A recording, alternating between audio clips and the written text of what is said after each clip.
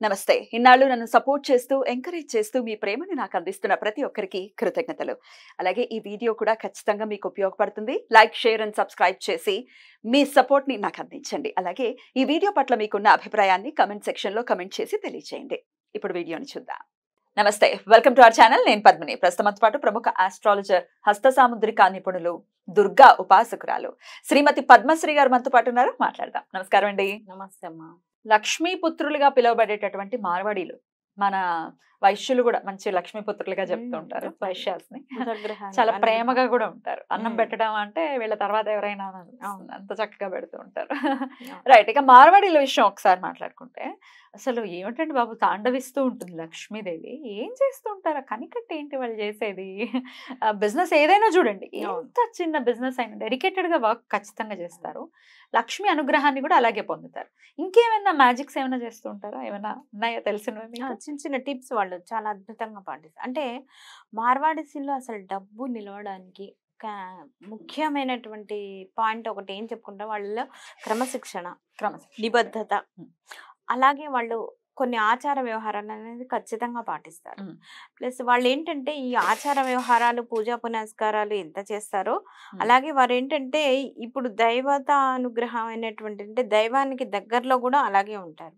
వాళ్ళు చక్కగా రోజు కూడా కుటుంబం కూడా సహకుటుంబం కూడా పొద్దున్నే సూర్యోదయానికల్లా లేచి మొత్తం ఇల్లు వాకిళ్ళు అన్ని కూడా శుభ్రం చేసుకొని చక్కగా దేవతారాధన చేసుకుంటారు. చక్కగా వాళ్ళు ఏంటంటే గోసేవ చాలా అద్భుతంగా చేస్తారు. గోసేవ వాళ్ళకి ఏంటంటే గోవులకి ఆహారం తినిపించడం అంటే వాళ్ళు, నేను చాలా మంది మార్వాడీస్ నేను దగ్గరగా చూసాను పద్మిని గారు, ఎంత బాగా చేస్తారో అసలు. వాళ్ళు ఎట్లాంటి సేవ చేస్తుంటారు? వాటి ఆహారం తినిపించడం, గ్రాసానికి వాళ్ళు దానం ఇవ్వటం అంత. అలాగే ఇప్పుడు ఎక్కడైనా సరే గోసేవ చేసుకోవటం అంటే వాళ్ళు అవి ఉన్నటువంటి ప్రదేశాలు ఏవైతే ఉంటే అవన్నీ కొంతమంది ఊడ్చి ఆ పేడ ఎత్తేసి అది కూడా గోసేవ. అంతే కదా, క్లీన్ చేయడం పెద్ద సేవ. అసలు అన్నిటికన్నా పెద్ద సేవ చేస్తారు వాళ్ళు. ఒక్కొక్కళ్ళు ఎంత పెద్ద సేట్లు అంటే పెద్ద పెద్ద బిజినెస్ చేసేవాళ్ళు ఆ గోమాత సేవ అనేది చేయడం అనేది నాకు ఆశ్చర్యం కలిగిస్తుంది. మనమైతే చేయగలమా? నామోషి కదా, బోల్డ్ చాలా నామోషి ఫీల్ అవుతుంది. అందుకే మనకి డబ్బు నిలవదు.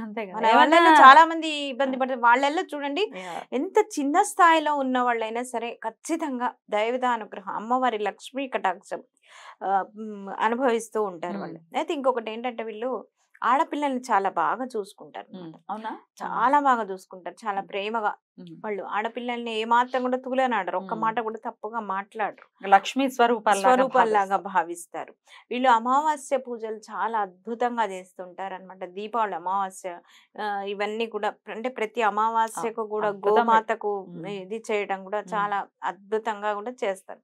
అలాగే వచ్చిన ధనాన్ని కూడా జాగ్రత్తగా మనీ బడ్జెట్ ప్లాన్ తోని వాళ్ళు ఖర్చు పెడతారు. ఇక్కడ మెయిన్ అదే ఏంటంటే ఖచ్చితంగా ₹1 ఇప్పుడు వాళ్ళు ఏంటి బిజినెస్ లో ఖచ్చితంగా ఎంత తీసుకోవాలో అంతే తీసుకుంటారు. మార్చని వాడు పెట్టాడంటే రూపాయి కూడా తగ్గించాడు. అదే వాళ్ళ ఇంటికి వెళ్ళి ఏదైనా దాన ధర్మం అడుగు, వాళ్ళు చేస్తారు. బిజినెస్ ఇక్కడ దాన ధర్మమే పాటిస్తూ ఉంటారు. అందుకే వాళ్ళు అద్భుతంగా పైకి రావడానికి అవకాశం ఎక్కువగా ఉంటుంది అనమాట. మార్వాడీస్ లో ఇంకొకటి బ్యూటిఫుల్ టిప్ ఏంటంటే స్వీట్స్ ఎక్కువగా కూడా అమ్మవారికి నివేదన చేస్తుంటారు. అది కూడా చక్కగా హారతి ఉదయం సాయంత్రం సమయంలో ఉభయ సంధ్యల్లో కూడా ఇంటిల్లి పాది కూడా చక్కగా అమ్మవారి పాట పాడుకుంటూ చక్కగా హారతిస్తూ కుటుంబ సభ్యులు అందరూ కూడా పిల్ల జల్ల పెద్ద అందరూ ఒక దగ్గరికి చేరిపోయి చక్కగా పూజ చేస్తూ ఉంటారు అనమాట. అలాగే వీళ్ళు స్వీట్స్ ఎక్కువగా ఆవు నీతితో చేసినటువంటి స్వీట్స్ ని అమ్మవారికి నివేదనగా చేస్తూ ఉంటారు. దీపావళి పూజలు అద్భుతంగా చేస్తారు. అవును, అసలు తిరుగుండదు వాళ్ళు చేసే అసలు ఎంత అద్భుతంగా పండగ కూడా అలా చేస్తారు. ఇంకొకటి ఏంటంటే వాళ్ళు శుక్రవారం రోజు శుక్రహోర ఉంటుంది కదా, ఉదయం 10 గంటల నుంచి 10:30 అది రాహుకాలం, పొద్దున్న 6 to 7 ఆ టైంలో చక్కగా వాళ్ళు ఏం చేస్తారంటే గోధుమ పిండి అలాగే పంచదార 2 మిశ్రమంగా తీసుకెళ్ళి దేవాలయంలో ప్రదక్షిణాలు, వాళ్ళు చేసేటువంటి పూజలు, దాన ధర్మాలు అవన్నీ చేసుకున్న తర్వాత ఆ కవర్లో తీసుకెళ్ళినటువంటి ఆ గోధుమ పిండి చక్కెర ఏదైతే ఉంటుందో దాన్ని చక్కగా నల్ల చీమలకు ఇలా ఆహారంగా వేస్తారు. అది ఎంత బ్యూటిఫుల్ రెమెడీ అంటే, గోధుమలు అంటే ఇక్కడ ఎవరు బుధుడికి మనం చెప్తాం, అలాగే సూర్యుడికి అమ్మవారు చక్కెర చెప్తారా గోధుమలు? అంతే కదా. ఇప్పుడు సూర్య భగవాన్ ఎవరు? విష్ణుమూర్తి స్వరూపమే.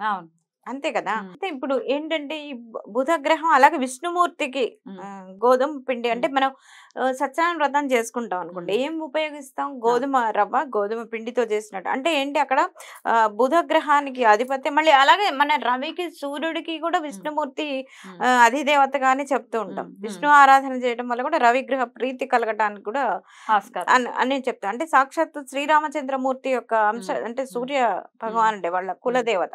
అంటే ఏంటి, ఆయన విష్ణు భగవానుడు ఇది అనమాట అంశం అనమాట.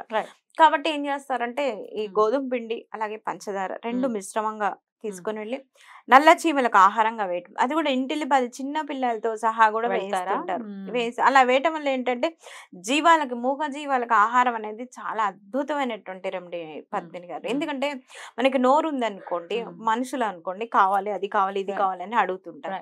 కాబట్టి మూగ జీవాలకి ఏంటంటే కుక్కలకి రొట్టెలు తినిపించడం, ఆవులకి గ్రాసం అందించడం, అలాగే రొట్టెలు తినిపించడం, అలాగే చీమలకు ఆహారం తినిపించడం చాలా అద్భుతమైనటువంటి రెమెడీ. అలాగే వీళ్ళు ఏంటంటే పక్షులకు, వీళ్ళ ఇళ్లలో పెద్ద పెద్ద బంగ్లాలు ఉన్నా కూడా ఇంటి ముందు ఏమంటారంటే పక్షులకి వాటికి నీళ్లు పెట్టడానికి పెడుతూ ఉంటారు.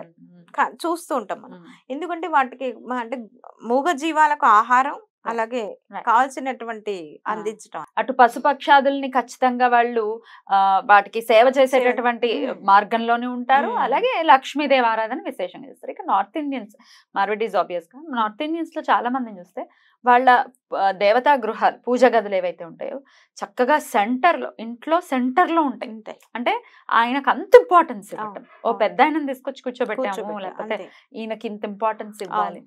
ఇక్కడ కొంతమందిని చూస్తుంటాం, కొంతమంది, అందరూ కాదు, ఒక చిన్న సెల్ఫ్, అది కూడా నేను ఒక వీడియోలో అందులో చూసాను, క్లోజ్ చేసేసి అసలు స్వామి ఉన్నారు, ఆయనకి కొంచెం గాలి తగలాలి, లైట్ ఉండాలి అనే ఇది కూడా లేకుండా మూసేసా, క్లోజ్ చేసేసి. అంత పెద్ద పెద్ద అసలు డూప్లెక్స్ కట్టుకుని కూడా స్వామికి మాత్రం ఇంతే ప్లేస్. నీకు అనుగ్రహం రమ్మంటే మరి వాళ్ళు ఎలా కట్టుకున్నారంటే పూర్వజన్మ పుణ్యం, అంతే, స్వామి ఇచ్చేస్తారు, నెక్స్ట్ జన్మకి ఇది క్యారీ ఫార్వర్డ్ అంతే. అందుకని మనం చేసేది ఏంటంటే, మనం అవకాశం ఉన్న వాళ్ళు ఖచ్చితంగా అవకాశం ఉన్నట్టుగానే చేయాలి. లేని వాళ్ళు ఆర్భాటంగా పోవద్దు. లేనప్పుడు అప్పు సప్పు చేసి అలా ఆర్భాటం చేయొద్దు. ఉన్నవాడు మటుకు యథాశక్తి వాళ్ళు ఖచ్చితంగా దేవత పూజల్లో కానీ దేవత అనుగ్రహాలను పొందాలంటే మటుకు ఖచ్చితంగా వాళ్ళు అలాగే చేసుకోవాల్సి ఉంటుంది. తప్పకుండా ఇలా చేసుకుంటూ, అంటే వారిని ఎగ్జాంపుల్ గా తీసుకోవడానికి గల కారణం వాళ్ళ క్రమశిక్షణ కావచ్చు, లేకపోతే వాళ్ళు ఆచరించే విధి విధానాలు కావచ్చు. ఖచ్చితంగా చక్కగా మాత్రమే వీడియోని చేయడం జరిగింది. రైట్, చాలా చక్కగా వివరించారు. కృతజ్ఞతలు. నమస్తే.